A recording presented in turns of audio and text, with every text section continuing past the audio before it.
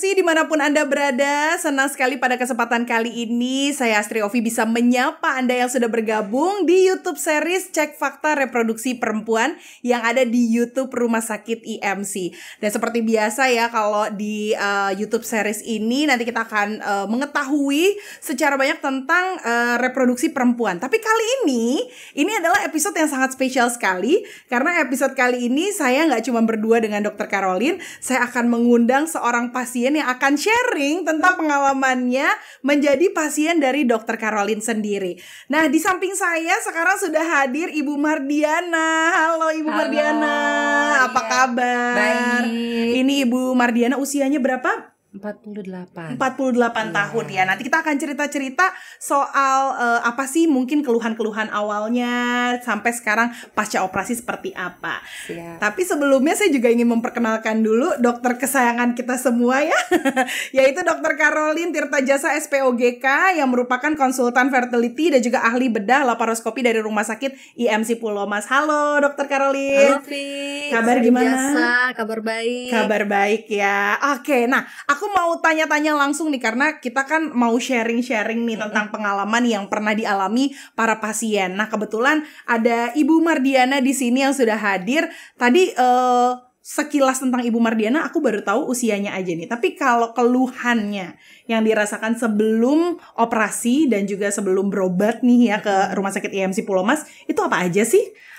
Jadi waktu itu tuh haidnya itu banyak sekali gitu ya. Udah volumenya banyak, terus keluar juga kayak gumpal-gumpalan darah tuh banyak. Seperti kayak orang keguguran atau orang habis pendarahan hebat lah gitu ya. Nah, itu tuh banyak sekali gitu. Kayak orang pipis jadi rasanya ya. Kalau keluar darah itu seperti orang pipis itu.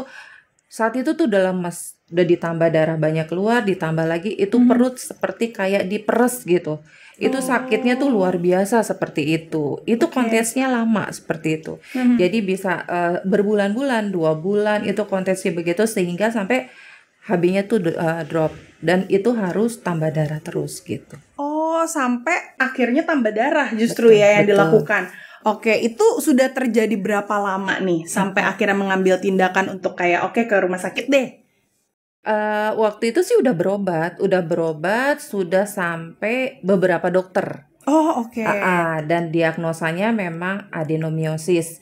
Dokter pertama, kedua, ketiga, sampai keempat. Setelah keempat saya udah pasrah gitu kan. Karena diagnosanya ujung-ujungnya memang harus diangkat, udah nggak ada alternatif lain gitu. Sampai akhirnya itu saya takut, dan itu berlangsung selama 4 tahun saya tunda. 4 tahun gonta-ganti rumah sakit, gonta-ganti dokter. Betul. Gitu ya, sampai ketemu yang srek akhirnya. Nah gitu, ketemu dengan Dokter Caroline.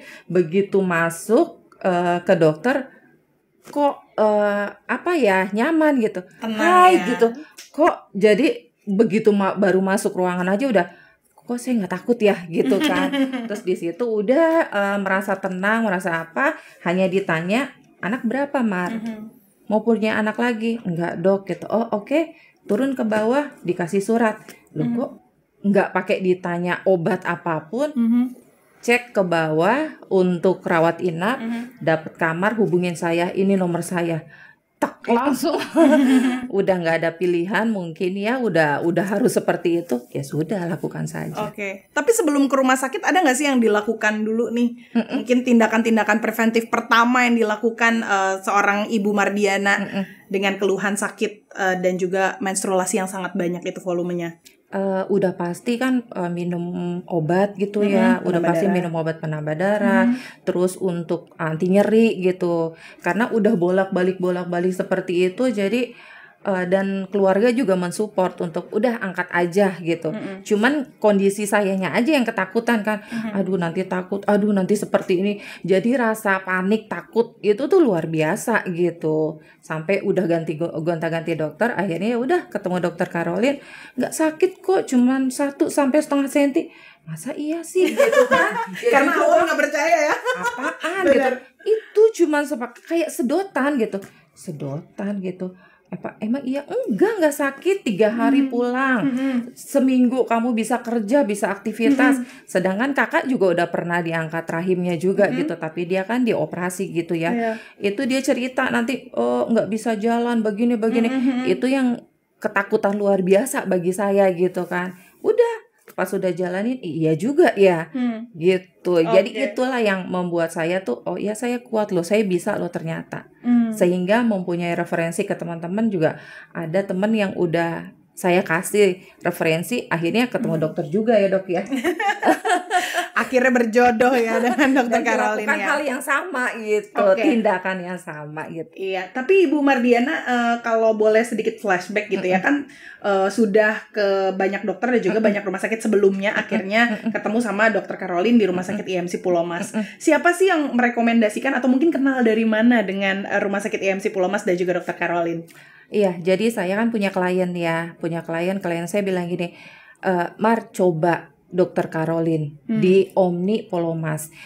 Semua yang saya referensikan itu cocok, dia bilang gitu. Hah, masa sih gitu? Itu kondisi saya lagi di rumah gitu, dan kondisi saya lagi memang kesakitan. Saya telepon gitu, cari di Google, saya telepon. Oh ada praktek hari ini sampai jam 10:30. Saat itu kalau nggak salah jam 9. Saya nggak mikir panjang, saya mikir kalau saya pakai Grab nih agak lama nih. Saya naik motor lompat langsung. Begitu sampai di rumah sakit, oh ya udah dokter langsung, ayo kita buka ya gitu. Mau dicek dalam, aduh dok gitu kan, karena kondisi juga emang lagi banyak. Dok, tapi saya lagi banyak. Udah, saya udah biasa dengan kayak gini gitu. Terus ya kan kita risih gitu perempuan. Pasti. Udah gitu, ayo gitu.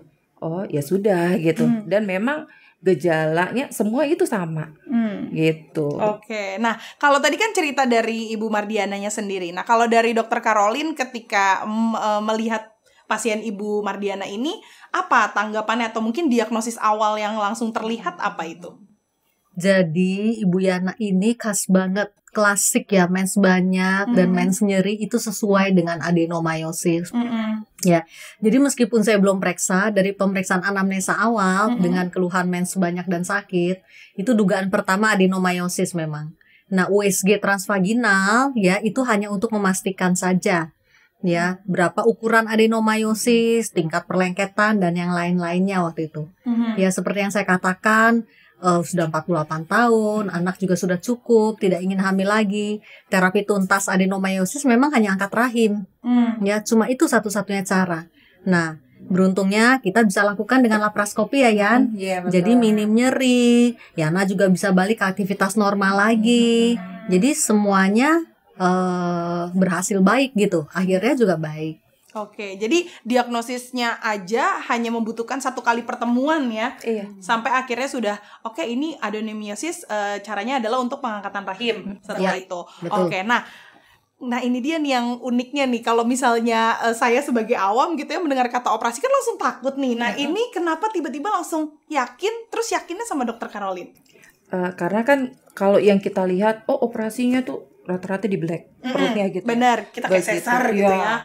Begitu dokter, dok tapi saya takut. Saya udah ngomong gitu, dok saya takut gitu. Gak usah takut, kita pakai teknik. Ya kan, kita pakai teknik gitu. Tekniknya apa sih dok?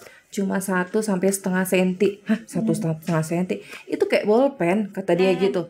Kita kayak main game aja gitu. Main game gitu. Cuman kan kita cek tuh karena dokter kan buka itu saya di di YouTube saya buka. YouTube saya buka, kamu lihat, kamu ibaratnya kamu pelajari di situ. Jadi memang kan kalau dokter Caroline ini mengajarkan para wanita untuk cermat dong lu dengan penyakit-penyakit wanita tuh apa aja sih gitu kan. Jadi kita yang awam aja pertama kali kenal adenomyosis apa, karena pemikiran jangan-jangan emang mau meno kali ya. Gejalanya kan begini rata-rata seperti itu ya dok. Mau meno segala macam. Ya kali lah gitu. Karena memang dokter-dokter itu bilang kalau adenomyosis itu hanya 2, angkat rahim dan tunggu meno. Nah nunggu meno itu saya kesakitan yang luar biasa. Jadi ya udah saya menguatkan diri untuk oh iya gitu. Oke. Baik. Nah, kalau untuk proses operasinya sendiri, Dokter Caroline boleh cerita nggak ini prosesnya berapa lama sih? Terus apa aja yang biasanya harus dipersiapkan oleh pasien sebelum melakukan operasi laparoskopi dan khususnya untuk adenomiosis? Jadi pertama diagnostik harus jelas dulu ya, USG transvaginal harus dilakukan. Diagnostik jelas, baru tata laksana operasinya jelas mau ngapain. Nah, opsi itu semuanya ditawarkan pada pasien, dijelaskan secara detail ya. Jadi pasien juga ngerti dan bisa memilih yang terbaik. Jadi dokter tidak pernah ada yang memaksakan operasi, tidak. Ya, hanya dijelaskan positifnya gini, negatifnya gini, silahkan pikir-pikir, ambil keputusan, bicara dengan suami bagaimana. Makanya saya buat YouTube channel tuh segitu banyak ya, sebetulnya untuk memberi pengetahuan karena ilmunya harus dapat dulu. Ya kalau nggak ada ilmu bingung dan takut tentunya karena nggak ngerti. Jadi harus ngerti dulu penyakitnya kayak apa, jadi bisa memilih yang terbaik untuk diri sendiri. Nah tentunya kalau sudah memutuskan untuk operasi, seperti biasa pemeriksaan pra-operasi harus dilakukan. Jadi selalu masuk 1 hari sebelum operasi, lakukan pemeriksaan cek lab darah, rekam jantung, ronsen dada. Jadi harus dipastikan kondisi pasien fit saat operasi. Ya kalau kurang darah ya kita mesti sedia darah dong. Ya semua itu kan perlu waktu, makanya pasien harus masuk 1 hari sebelum operasi. Untuk operasi Ibu Yana ini relatif lancar, ya Yan ya? Betul. Mungkin sekitar 1 atau 2 jam perlengketan dibebaskan, rahim diangkat, ya. Setelah itu beres sudah. Ya nanya happy, besok udah ketawa ketiwi lagi. Lusanya udah pulang ya Yan. Iya betul. Tapi memang untuk pasca operasinya apa sih yang dirasakan pasien? Setelah laparoskopi? Nggak ada apa-apa ya. Seminggu juga saya udah bisa naik motor dan saya WA dokter. Dok, saya udah bisa olahraga belum sih dok gitu. Olahraganya udah kamu lari pagi jalan aja dia bilang gitu. Cuman kan kita gatel ya. Pengennya tuh olahraga yang ikut ke tempat senam gitu kan. Kok agak gatel gitu. Aduh dokter lama banget sih ini. Cuman udah nyuri pelan-pelan gitu kan. Karena memang udah aktivitas ya begitu kan senengnya gitu. Jadi udah mulai 2 minggu pun udah mulai kerja biasa sih. Oh, jadi memang penyembuhannya sangat sangat cepat juga prosesnya ya. Betul. Oke, dan yang dirasakan juga minim sekali rasa sakit. Gitu. Oke. Nah, terakhir mungkin boleh sharing pengalaman nih selama berobat dengan Dokter Caroline, apa aja yang dirasakan nih? Sama Dokter Caroline. Udah kayak temen ya dok ya. Besti ya, jadi besti udah kayak ya. teman. Karena apa? Dokter ini kita tahu lah gitu jadwal dokter, apalagi sekalibernya Dokter Caroline itu kan pasti pasiennya banyak. Betul. Gitu kan. Tapi beliau itu selalu menjawab apapun keluhan pasien yang saya rasakan gitu ya. Kalau saya bertanya apa langsung cepat jawab. Jadi kita merasa kita kaum perempuan yang punya penyakit apapun merasa oh ya saya nyaman loh gitu. Karena saya dibantu loh. Selalu ada dokter loh gitu. Jadi bahasa saya tuh selalu seperti malaikat tak bersayap ya dok ya. Untuk bagi kaum perempuan ya gitu. Jadi itulah yang membuat kita juga ibaratnya yuk gitu mengajak para perempuan ini nggak usah khawatir dengan penyakit-penyakit yang timbul pada perempuan gitu. Karena kita punya dokter yang sangat aware dengan perempuan gitu sih. Gitu ya. Oke. Karena memang kan untuk penyakit sendiri ya, kalau misalnya itu adanya di organ intim kan kita merasa harus yang benar-benar membuat kita nyaman, betul ya. Betul. Dan Dokter Caroline memang membuat pasien-pasiennya nyaman termasuk ibu sendiri gitu ya. Oke, wah luar biasa. Mungkin sebagai penutup Dokter Caroline ada yang mau disampaikan untuk pasien-pasien yang dengan keluhan sama nih dengan Ibu Mardiana. Oke, jadi bagi semua perempuan yang sudah prameno ya 40 tahun ke atas itu sebenarnya prameno dan udah menjelang menopause. Ya normalnya harusnya mens makin sedikit, bukan makin banyak. Kalau Anda di usia tersebut mengalami mens yang banyak, segeralah check up ke dokter kandungan. Dilihat apakah ada miom, adenomiosis, atau polip, hiperplasia, penebalan, macam-macam tuh yang bikin mens banyak. Episode 4, mengapa mens banjir, dicek nanti. Ya, karena mens yang banyak menimbulkan kondisi anemia atau kurang darah. Kondisi anemia yang berkepanjangan selama penyebabnya belum diangkat akan menimbulkan bengkak jantung tuh. Jantung ngos-ngosan ya, dia melar jantung ya. Jadi kondisi itu tentunya tidak bisa lagi diobati. Jadi sebelum sampai ke titik tersebut, ya, lakukan tindakan. Anemia harus diatasi, penyebab perdarahan harus diangkat itu. Cek ke dokter kandungan jika mengalami mens yang banyak. Oke, dan jangan lupa juga untuk cek ke dokter kandungan rutin 1 tahun sekali ya. Iya, minimal. Baik, kalau begitu Dokter Caroline terima kasih banyak. Ibu Mardiana juga terima kasih banyak. Sehat selalu ya. Amin, sehat. Amin. Dan terima kasih banyak untuk Sobat IMC yang sudah menyaksikan episode kali ini. Kalau penasaran dengan sharing-sharing pasien lainnya nih dari Dokter Caroline, jangan kemana-mana, saksikan terus ya untuk YouTube series Cek Fakta Reproduksi Perempuan.